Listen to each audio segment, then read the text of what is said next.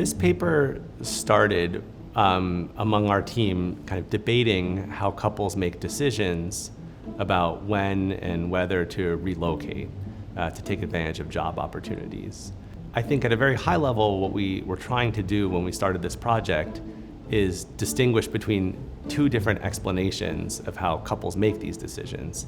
Because really, when they decide whether or not to move, they may also be making a decision about whose career in the household they're going to prioritize. And so one explanation that I'll kind of associate with the University of Chicago, because a lot of the theory was developed by Chicago economists like Jacob Mincer and Gary Becker, these theories emphasize the fact that households are going to make these decisions in a way that maximizes the total income in the household.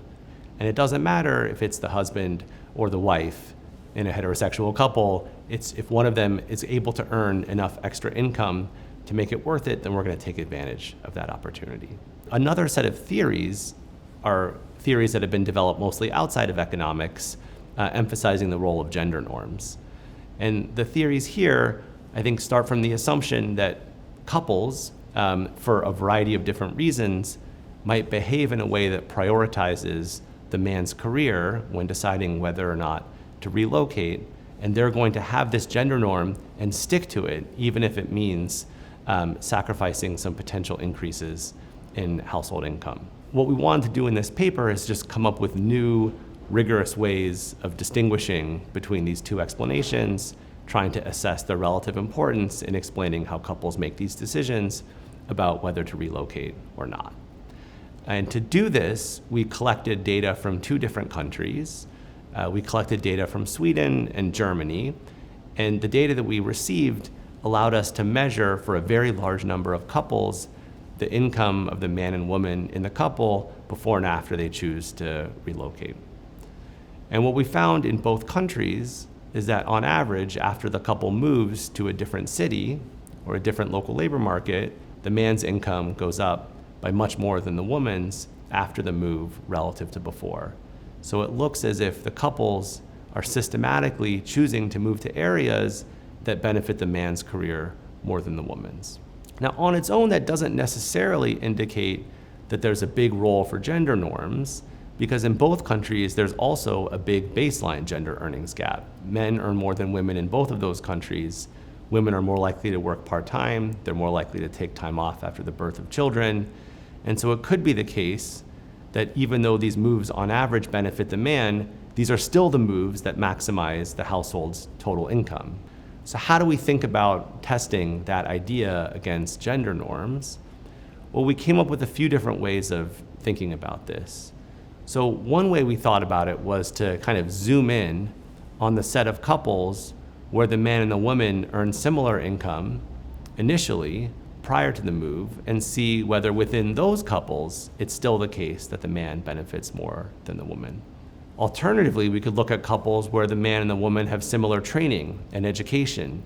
In Sweden, in our data, we can actually look at their college majors. So we can find couples where the man and the woman have similar earnings potential based on their training and college major, and look at seeing whether in those couples it's still the case that when they move, the man benefits more than the woman.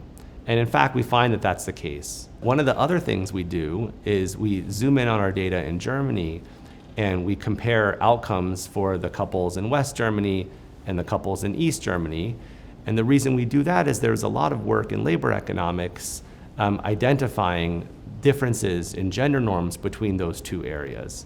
The former communist East Germany developed very egalitarian gender norms, while in West Germany, women were much more likely to take time off after the birth of a child, they were much more likely to be working part-time, and there are much larger gender gaps.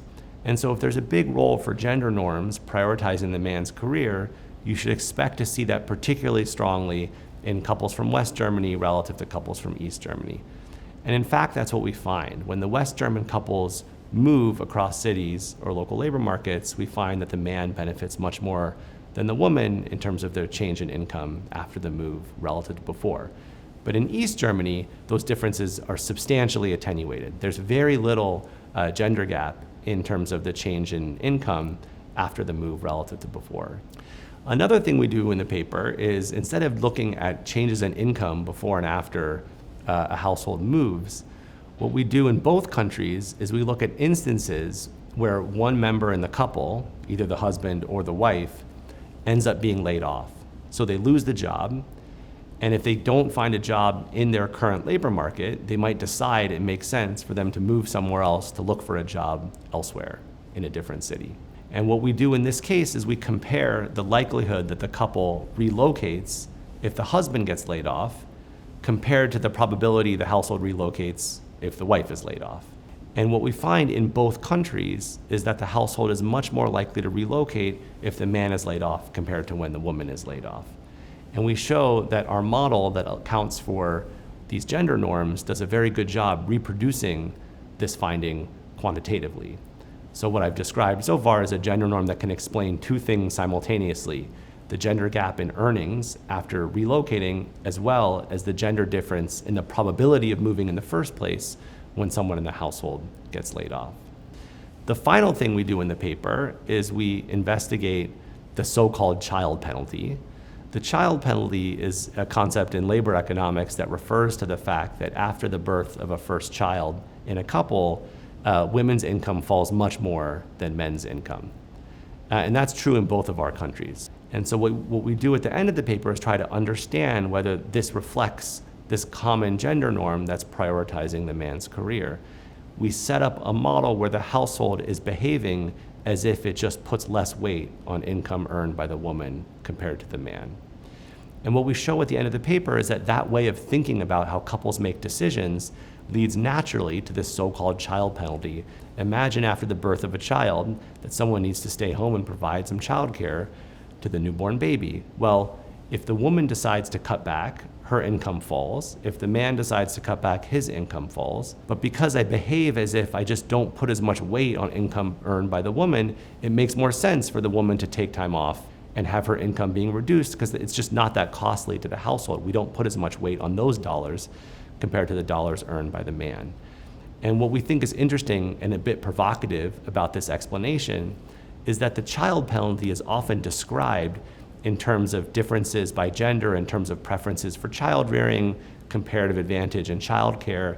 And we show that we can reproduce the child penalty without thinking about any of those factors, but just focused on a gender norm where the household's behaving as if it's prioritizing the man's career. So we think what's promising about our way of thinking about all of these gender gaps is the fact that they can all be explained quantitatively by a common element, which is this gender norm that's prioritizing the man's career. We've only documented this for two countries, in Sweden and in Germany. Sweden's thought to be a country among the high-income countries that has relatively egalitarian gender norms, whereas Germany, especially in West Germany, has more, thought to have more traditional gender norms. And it'd be interesting to reproduce a lot of the results that I've described in a country that sits somewhere in between. That could be like the United States, Canada, Spain, Italy, countries that aren't quite as gender egalitarian as Sweden, but not quite as gender traditional as West Germany.